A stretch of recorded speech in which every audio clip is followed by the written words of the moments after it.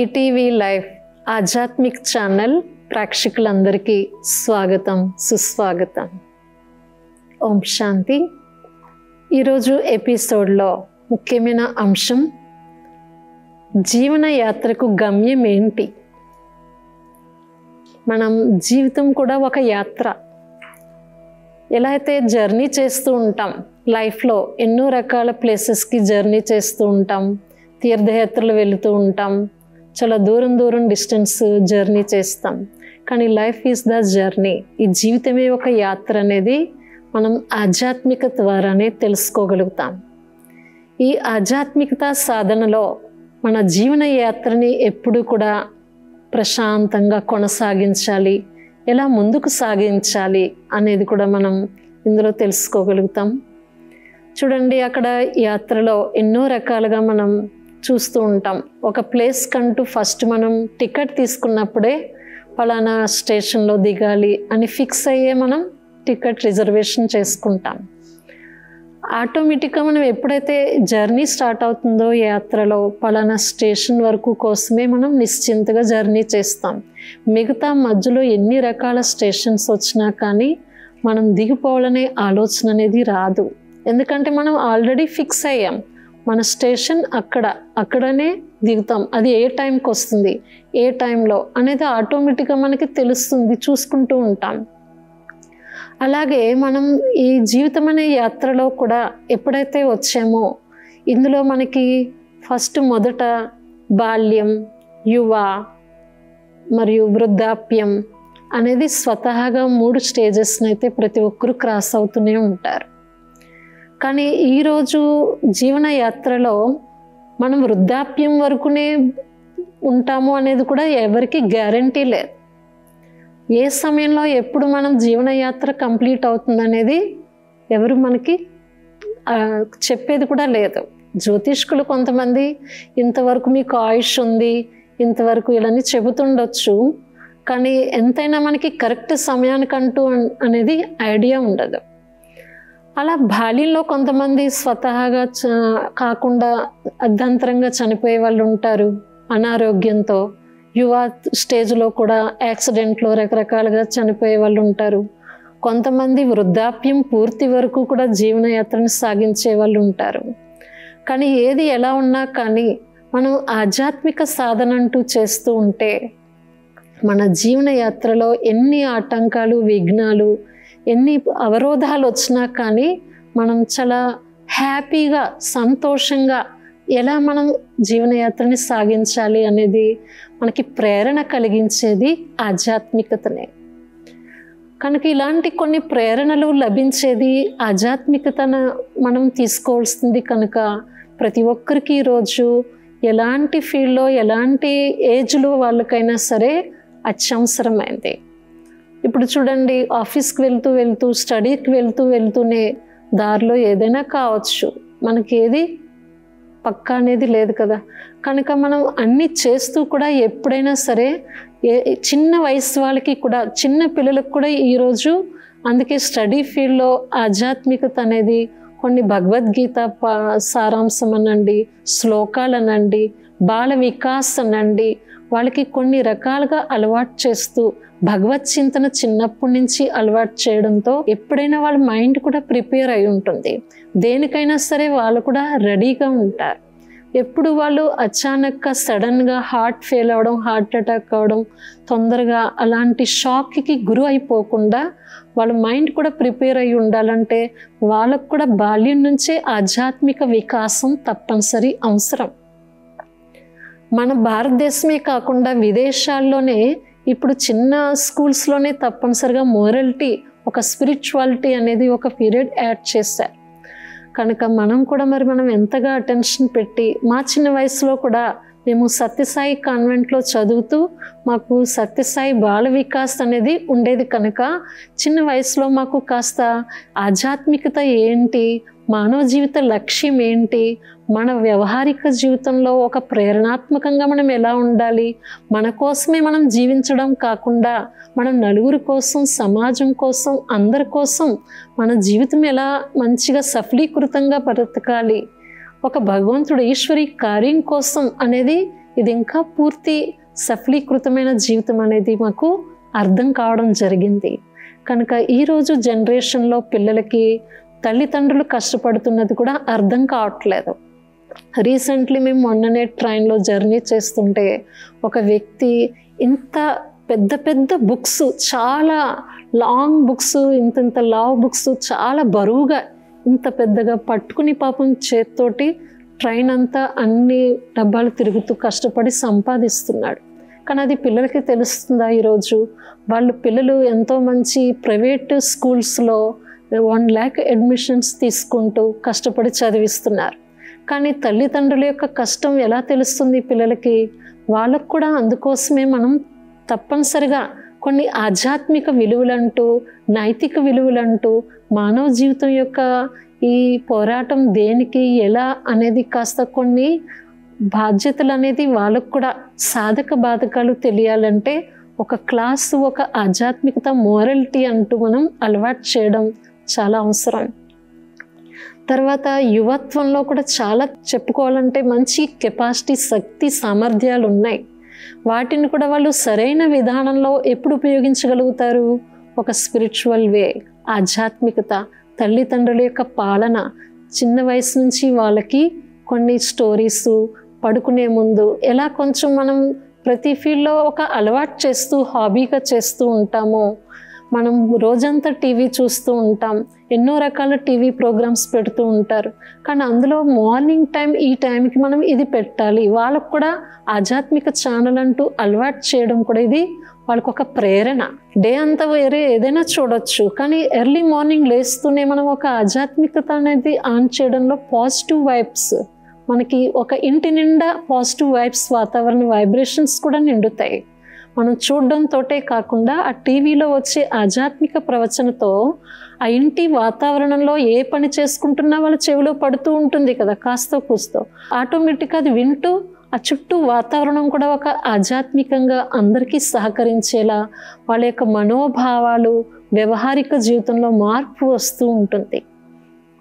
అలా మనం life style అనేది ఒక సిస్టమేటిక్, వాళ్ళకి దినచర్య, మనం మార్నింగ్ పాజిటివ్ వైబ్స్తో ఎలా స్టార్ట్ చేయాలి అనేది కూడా ప్రేరణ కలిగించడం తల్లిదండ్రుల యొక్క బాధ్యత.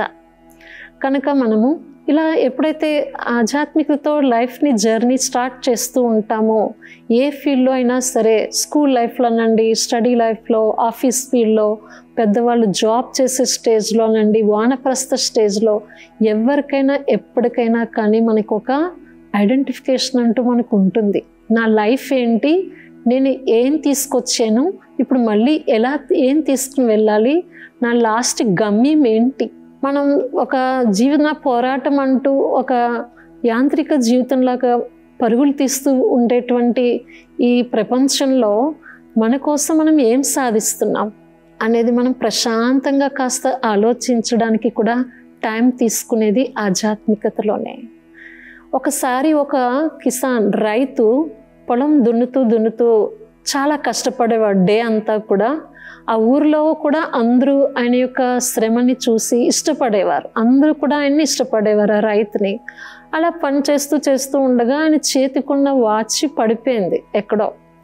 అయితే ఆ వాచ్ గడి కోసం వెతుకుతూ ఉంటాడు. చాలా డే అంతా అన్ని రకాల వెతుకుతూ ఉంటాడు. ఏం వెతుకుతున్నావు అని ముగ్గురు తనతో పాటు పనిచేస్తున్న వాళ్ళు కూడా చూస్తారు. వాళ్ళు కూడా తనతో పాటు వెతుకుతూ ఉంటారు. ఇట్లా నా వాచ్ పడిపోయింది, టైం చూసుకుందాం అనేసరికి లేదు, కనిపించలేదు అంటే అవునా అని వాళ్ళు కూడా వెతుకుతూ ఉంటారు. అలా వాళ్ళని చూసి వేరే వాళ్ళు ఇంకా పొద్దున్నుంచి సాయంకాలం వెతుకుతున్నారు కానీ ఎవరికేమీ దొరకలేదు. ఒక చిన్న పిల్లాడు వస్తాడు. ఏం చేస్తున్నారు, దేని గురించి అంటే ఇట్లా నాది వాచ్ పడిపోయింది, అందుకోసమే వెతుకుతున్నారు అంటే, సరే నేను వెతికి పెట్టాలా అని అడుగుతాడు అబ్బాయి. మేము ఇంతమంది పడి వెతికేమో, మాకు ఎవరికి దొరకలేదు, నువ్వు వెతుకుతానంటే ఎందుకు వద్దంటాం, వెతుకు నాయనా అని అంటారన్నమాట. సరే నేను వెతుకుతాను, ఓకే తప్పనిసరి, కానీ నాకు ఒక్కడనే వదిలిపెట్టండి అన్నాడు అబ్బాయి. నాకు ఎవరు వద్దు, ఎక్కువగా చాలామంది, నేను ఒక్కడనే వెతుకుతాను అంటే, సరే ఒక్కడవే వెతుకునాయనా అంటారు. ఆ అబ్బాయి ఏం చేస్తాడంటే ప్రశాంతంగా ఒక ఏకాంత స్థానంలో కూర్చుంటాడు. కూర్చుని పూర్తి ప్రశాంతంగా మౌనంతో తాను కాస్త ఆలోచనతో అందరూ సైలెంట్ అయిపోతారు కదా, ఎవరు లేరు అక్కడ. ఇంకా పూర్తి నిశ్శబ్దంగా అయిపోయేసరికి వాతావరణం ఆయన ఆలోచనతో కూడా ఏకాంతంగా పూర్తి ఏకాగ్రతలో వెళ్ళాడు. అలా ధ్వనిని అబ్జర్వేషన్ చేస్తున్నాడు అన్నమాట. పూర్తి ప్రశాంత మౌనంలో వెళ్ళి చుట్టూ ఉన్న వాతావరణంలో ధ్వనిని అబ్జర్వేషన్ చేస్తాడు. అప్పుడు మెల్లిమెల్లిగా టిక్ టిక్ టిక్ టిక్ అని వినిపిస్తూ ఉంటుంది. అచ్చా, అప్పుడు తను ఎక్కడ ఇది సౌండ్ వస్తుంది, ఎక్కడి నుంచి వస్తుంది, ఏ ప్లేస్ నుంచి వస్తుంది అంతా గమనిస్తూ కరెక్ట్గా పట్టుకొచ్చి ఇచ్చేస్తాడు. వాచ్ దొరికింది అబ్బాయికి. ఎలా దొరికింది నీకు? మేము ఎంతమంది పొద్దున్న నుంచి వెతికారు కానీ అందరూ ఉన్నప్పుడు గడిబిడి ఉంటుంది కదా సౌండ్. ఇంకా ఎవరికి ఏం కనిపించలేదు, తెలియలేదు. నేను కొంచెం ప్రశాంతంగా ఏకాంతంలో ఇక్కడ కూర్చుని మౌనంగా బాగా శబ్దాన్ని గమనించడంతో నాకు అది అర్థమైంది, అది ఎక్కడుందనేది, అందుకోసమే తీసుకొచ్చి ఇచ్చాను అని చెప్తాడు. అలా మనం వ్యవహారిక జీవితంలో డే అంతట్లో పరుగులు తీస్తూనే ఉంటాం. అక్కడికి వెళ్తే ఏదో దొరుకుతుంది, ఇక్కడికి వెళ్తే ఏదో దొరుకుతుంది, ఎన్నో రకాల యాత్రలు చేస్తూ ఉంటాం. ఫలానా వాళ్ళు అందరూ వెళ్తున్నారు, మనం వెళ్ళాలి, అక్కడ దర్శనం అయిపోయింది, నెక్స్ట్ ఇంకోటి అక్కడ కూడా యాత్ర వెళ్ళాలి, ఆ దర్శనం చేసుకోవాలి, ఇక్కడ అయిపోయింది ఇంకో చోట, అట్లా మనం పరుగు తీసుకుంటూ ఉంటాం. కానీ నిజంగా మన జీవన యాత్రకి గమ్యం ఏంటి? ఏదైతే రకరకాలుగా భక్తి చేస్తున్నామో, భగవత్ చింతన ఆధ్యాత్మిక సాధనలో ఎన్నో రకాల వేదాలు శాస్త్రాలు పఠించాము, కానీ ఏ దేహదారి గురువుల యొక్క మహామంత్రాన్ని తీసుకున్నాము, అన్నీ ఆచరిస్తూ అనుసరిస్తూ కూడా పెద్ద పెద్ద మహాన్ గురువులు కూడా ఎక్కువ మంచి ఒక గమ్యం స్థానం వరకు అనేది ఒక వే వరకు తీసుకుని వెళ్తారు. ఎంతో మంచి విధానంతో ఎన్నో రకాల సాధనతోటి తెలియపరుస్తారు, మనకి అవగాహన ఇస్తారు, ప్రేరణ కలిగిస్తారు. కానీ తర్వాత నెక్స్ట్ ఏంటి? ఈ భక్తి తర్వాత జ్ఞానోదయం, ఆధ్యాత్మికత, యథార్థం, వాస్తవం, సత్యం ఏంటి, అసలు నేనంటే ఏంటి, నా తండ్రి పరమాత్మ ఎవరు, మనం వచ్చిన స్థానం, మన స్వదేశం, మన గమ్యం అనేదే మనకి ఇక్కడ పరమాత్మ ఆధ్యాత్మికత ద్వారా స్వతహాగా తెలియపరుస్తున్నారు. మనం వచ్చిన మార్గం ఏంటి? ఇప్పుడు ఎవరైనా సరే చిన్నపిల్లలతో సహా భగవంతుడు అనేసరికి పైకి చూపిస్తారు, ఎవరైనా చనిపోయినా పైకి వెళ్ళిపోయారని పైకి చూపిస్తారు. మరి ఎక్కడి నుంచి వచ్చామంటే పైనుంచి వచ్చాము అంటాం. పైనుండి అంటే ఎక్కడి నుంచి వచ్చాము మనము? మనకంటూ ఒక అడ్రస్ ఉంది కదా శరీరానికి. అలాగే ఆత్మకి అంతర్గతంగా ఈ జీవన యాత్రలో ఏదైతే యాత్ర సాగిస్తుందో, మరి ఎక్కడి నుంచి వచ్చింది? స్టార్టింగ్ తల్లి గర్భం నుంచి వచ్చిందని చెప్పేస్తాం ఎవరిని అడిగినా కానీ సహజంగా. కానీ ఆ తల్లి గర్భంలో కూడా ఆత్మ ఎక్కడి నుంచి వచ్చింది? మనది ఒకటంటూ స్థానం, అదే ఈ భౌతిక ప్రపంచానికి, ధ్వని ప్రపంచానికి అతీతమైన బ్రహ్మాండం, అదే జ్యోతిధామం, ముక్తిధామం అంటారు. మనకి ముక్తి కావాలని కోరుకుంటాం, అదే నిజమైన గమ్యస్థానం. ఇలా మనం ఏ గురువుని అనుసరించినా కానీ, ఏ రూట్లో వెళ్ళినా కానీ, అన్ని మార్గాల్లోంచి వచ్చేది, చేరుకునేది ఒక గమ్యానికి అని చెప్తారు. కానీ మనం ఇలా తిరిగి వచ్చిన దానికి, అలా ఇటు వచ్చిన దానికి డిఫరెంట్ ఉంటుంది కదా. అంటే చాలా షార్ట్ రూట్లో వచ్చిన దానికి, మరి ఎక్కడో అన్ని తిరిగి లాంగ్ రూట్లో వచ్చిన దానికి డిఫరెన్స్ ఉంటుంది. మనకి ఇప్పుడు తెలియపరిచిన వాళ్ళు ఎవరైతే ఉన్నారో దేహదారి గురువులు, ఈ జనమరణ చక్రాల్లో, ఈ జీవన యాత్రలో పునర్జన్మలు తీసుకుంటూ ఈ చక్రంలో మునుగుతూ ఉండేవాళ్ళే. కానీ జనమరణ రహితుడు, ఈ సృష్టికి నాటక సూత్రధారి, ఈ నాటకాన్ని సాక్షి చూసేవారు పరంపిత పరమాత్మ, నిరాకారి జ్యోతి స్వరూపుడు. ఆయన ఉండేటువంటి స్థానం పరంధామం. అందుకే ఓ పరంధాముడా అంటాం మనం. కాబట్టి ఆయన ఉండే స్థానం ఉన్నతమైన గమ్యం, దాన్నే బ్రహ్మాండం, జ్యోతిధామ్ అంటాం.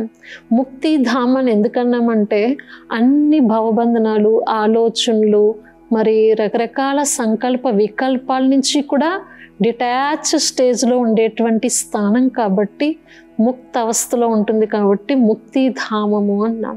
కనుక ప్రతి ఒక్క సోల్ ఈ సృష్టి నాటకంలో అక్కడి నుండే వస్తుంది. మనం మళ్ళీ లాస్ట్కి అక్కడికే వెళ్ళాలి అంటే మనం ఎలా వచ్చామో, అంటే దేహం అనే వస్త్రం పట్ల వ్యామోహం, మమకారం, బంధాలతో, సంబంధాలతో ఇవన్నీ ఏమీ లేవు. చాలా ఒరిజినల్గా, ఇండివిజువల్గా, ఒంటరిగా వచ్చింది, మళ్ళీ ఒంటరిగానే వెళ్తుంది. చాలా ప్యూర్గా, చాలా శాంతిగా, శక్తివంతంగా వచ్చింది. మళ్ళీ అలాగే వెళ్ళాలి అంటే అలాంటి ఆధ్యాత్మిక సాధనే ఇప్పుడు భగవంతుడు మనకు నేర్పిస్తున్నారు. కనుక మనం ఫస్ట్ నేనంటే ఎవరు అనేది మనం తెలుసుకోగలగాలి. మనం వచ్చిన స్థానం, మన గమ్యం ఏంటనేది పరమాత్మ ద్వారా ఆధ్యాత్మికతని అనుసరించడంతో మన గురించి మనకి పూర్తిగా అవగాహన వస్తుంది. అప్పుడు మన లక్ష్యం, బుద్ధిలో ఎన్నో రకాల జీవనయాత్రలో రకరకాల సైడ్ సీన్స్ ఎన్నో కనిపిస్తున్నా, కొన్ని రకాలుగా తప్పుదారులు చూపిస్తున్నా కానీ మనం ఒక్కటే రాజమార్గం, అదే రాజయోగము అంటున్నారన్నమాట. చాలా తక్కువ సమయంలో ఎక్కువగా ప్రతిఫలాన్ని పొందేటువంటి సాధన ఇదే రాజమార్గం, స్ట్రైట్ ఒకటే రూట్. కనుక ఇందులో మనం ఎప్పుడైతే ఈ ఆధ్యాత్మిక సాధనలో ఫిక్స్ అయ్యామో మనం కరెక్ట్ గమ్యానికి చేరుస్తుంది అన్నమాట. అలాంటి ఆధ్యాత్మిక ప్రయాణం చేసేటువంటి రైలు ప్రయాణం ఇప్పుడు ఆల్రెడీ స్టార్ట్ అయింది. ఈ ఆధ్యాత్మిక యాత్రలో ఎప్పుడైతే మనం కూడా కూర్చుంటామో మన ఆలోచన విధానాలు చేంజ్ అవుతూ ఉంటాయి. వ్యవహారంలో మనలో మమకారం, టూ మచ్ అటాచ్మెంట్స్, ఎక్కడైతే బాగా బంధనాల్లో చిక్కుకోవడం, పట్టుకుని ఉండడం, నాది నేను అనేది ఏదైతే అటాచ్మెంట్స్ ఉన్నాయో ఇప్పుడు మనకు అర్థమవుతుంది కాబట్టి వాటి మీద కొంచెం బ్యాలెన్స్ మెయింటైన్ చేయగలుగుతాం. ఎవరైనా అతిథి ఇంటికి వెళ్ళారనుకోండి, వేరే వాళ్ళ ఇంటికి, నేను 2 days కోసం 3 days కోసం వచ్చాను, మళ్ళీ మా ఇంటికి వెళ్ళిపోవాలి అనేది return journey train ticket book చేసుకుని వస్తారు వాళ్ళు ఆటోమేటిక్గా. ఇదేనేదో పర్మనెంట్ అని వాళ్ళు రారు కదా వేరే వాళ్ళ ఇంటికి గెస్ట్గా వెళ్తే. అలాగే ఇక్కడ మనం గెస్ట్గా వచ్చాం, ఒక అతిథిగా ఈ జీవన యాత్రలో. మళ్ళీ రిటర్న్ జర్నీ ఇప్పుడు వెళ్ళేటువంటి సమయం ప్రతి ఒక్కరు గుర్తించినా గుర్తించకపోయినా ఈ సమయమే మనకి హెచ్చరిస్తుంది, ప్రకృతి హెచ్చరిస్తుంది, సమయం సూచనిస్తుంది. ఇప్పుడు పరిస్థితులు, విఘ్నాలు, మనుషుల స్వభావాలు, సంస్కారాలు, తమో ప్రధానం, భ్రష్టత్వం, ఇవన్నీ ఉపద్రవాలన్నీ కూడా మనకి హెచ్చరిస్తూనే ఉన్నాయి. మనం ఇప్పుడు మళ్ళీ తిరిగి ఇంటికి వెళ్ళే సమయం సమీపానికి వచ్చింది అనేది ఆధ్యాత్మికత ద్వారా భగవంతుడు మనకి అవగాహన ఇస్తున్నారు.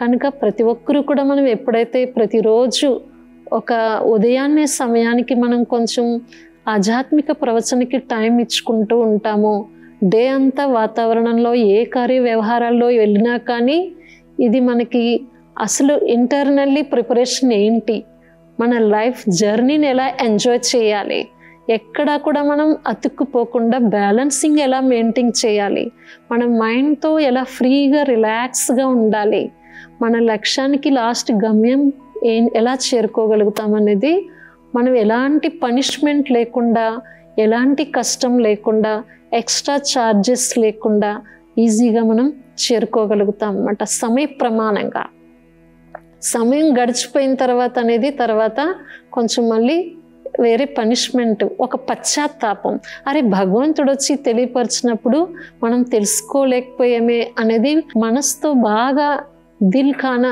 అదే పశ్చాత్తాపమే ఒక పనిష్మెంట్. అంతకంటే పెద్ద పనిష్మెంట్ అనేది ఇక్కడే అనుభవిస్తున్నాం. రియల్లీ మనం ప్రాక్టికల్ లైఫ్లో అలా లైఫ్ని ఒక జర్నీ లాగా సక్సెస్ఫుల్గా మనం కొనసాగించాలి అంటే స్పిరిచువాలిటీ మనతో పాటు జర్నీ చేయగలగాలి. మనం డే అంతట్లో ఎలా అయితే ప్రతి ఒక్కటి మనం వెంట పెట్టుకుంటాం, ఎక్కడికైనా వెళ్తే వాటర్ బాటిల్ పెట్టుకుంటాం, ఏదైనా బుక్స్ పెట్టుకుంటాం, అన్ని రకాలుగా వెంట తీసుకుని వెళ్తాం ఏదైనా జర్నీకి వెళ్తే.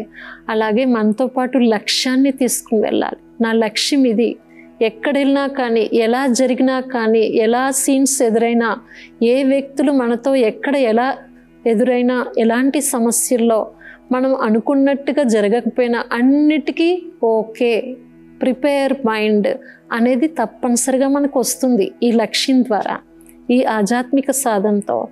అంతేగాని ఎక్స్ట్రా ఎక్స్పెక్టేషన్స్తో అతిగా ఆశలు పెట్టుకోవడంతో, అది కాకపోవడంతో అప్సెట్ అవ్వడంతో, హార్ట్ ఫెయిల్ అవ్వడం, ఇలా మనం చాలా జరుగుతూ ఉంటాయి. ఎంతో ఎక్కువగా పాపం ఫారెన్కి కొంతమంది జర్నీ స్టార్ట్ అయ్యారు. మొన్న ఫ్లైట్ ఎలా యాక్సిడెంట్ అయింది చూడండి. ఎంతమంది ఎంత ఎక్స్పెక్టేషన్తో హై స్టడీస్ చేయాలి, వాళ్ళ స్టడీ కంప్లీట్ అయ్యి ఇంకా జాబ్లో జాయిన్ అవ్వాలి, వాళ్ళ పేరెంట్స్ ఎంత హోప్తో, ఎన్ని రకాలుగా ఉంటాయి. కానీ వాళ్ళ లైఫ్ అక్కడితో ఎలా స్టాప్ అవుతుందని ఊహించలేదు కదా. కనుక మనం ఏది కూడా ఎప్పుడు చెప్పి రాదు అని అంటారు కదా. కనుక మనం సమయానికి ముందుగానే ప్రతిసారి ఎప్పుడు కూడా ఈ ఆధ్యాత్మికతను సాధన మనం వెంట పెట్టుకుంటే ఏదైనా ఎక్కడైనా సాధ్యమే. సహజంగానే మనకి మైండ్లో ఏ విషయాల్లో తొందరగా అప్సెట్ కాకుండా, హార్ట్ ఫెయిల్ కాకుండా, సహజ సిద్ధంగా ఇచ్ఛాపూర్వకంగా మనం శరీరాన్ని వదిలిపెట్టగలుగుతాం. కనుక మన జీవన యాత్రలో మనం గమ్యానికి సమయ ప్రమాణంగా ఎలాంటి అవరోధాలు లేకుండా మంచిగా గమ్యానికి చేరుకోవాలి అంటే మన జీవితంలో ఆధ్యాత్మికత సాధన తప్పనిసరిగా కావాలి అనేది ఈరోజు అంశంలో మనం తెలుసుకున్నాం.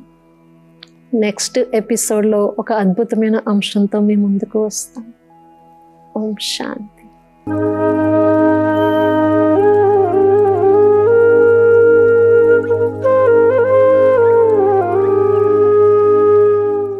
ఈ కార్యక్రమాన్ని తిరిగి చూడాలనుకుంటే www.youtube.com/@ETV Life Spiritual లో చూడవచ్చు.